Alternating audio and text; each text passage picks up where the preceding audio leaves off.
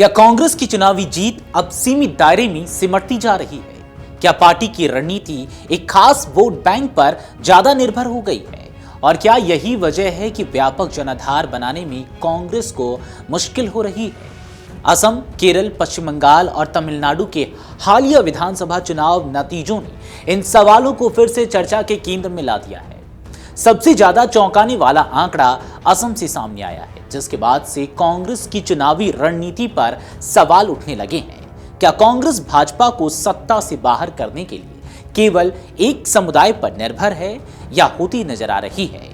आखिर ये सवाल क्यों उठ रहे हैं? इसके पीछे छुपा है असम में कांग्रेस के जीते हुए कैंडिडेट्स का एक खास कनेक्शन। आखिर क्या है वो कनेक्शन, आइए आपको बताते हैं इस वीडियो में।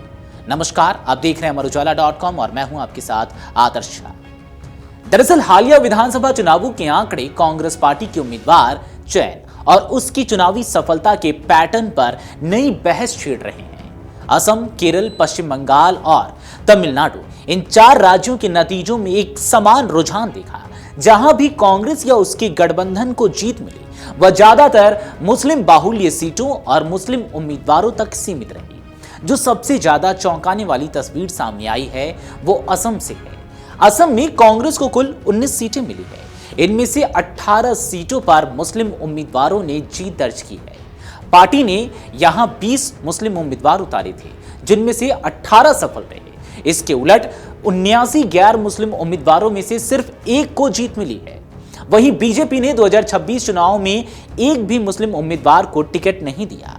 इसके बावजूद पार्टी ने करीब 82 सीटों पर जीत हासिल की और एनडीए गठबंधन ने 100 से ज्यादा सीटें जीती। मुस्लिम प्रतिनिधित्व का दायित्व बीजेपी के सहयोगी एजेपी यानी कि असम गण परिषद पर रहा, जिसने 13 मुस्लिम उम्मीदवार उतारे थे।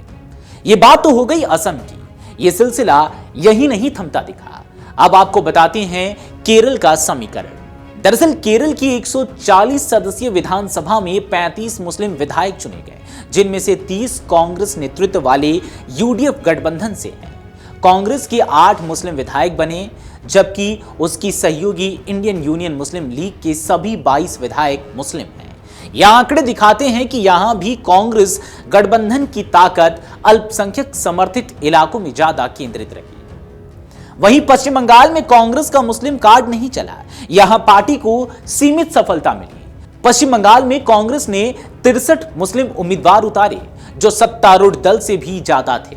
इसके बावजूद पार्टी को केवल 2 सीटों पर ही जीत मिली और दोनों ही मुस्लिम बाहुल्य क्षेत्रों से आई। यह बताता है कि टिकट वितरण और जीत के बीच तालमेल बनाना पार्टी के लिए चुनौती बना हुआ है। हालांकि पश्चिम बंगाल में मुस्लिम वोट बैंक में हुमायूं कबीर ने बड़ी सेंध लगाई, जिसका भारी नुकसान शायद टीएमसी को झेलना पड़ा।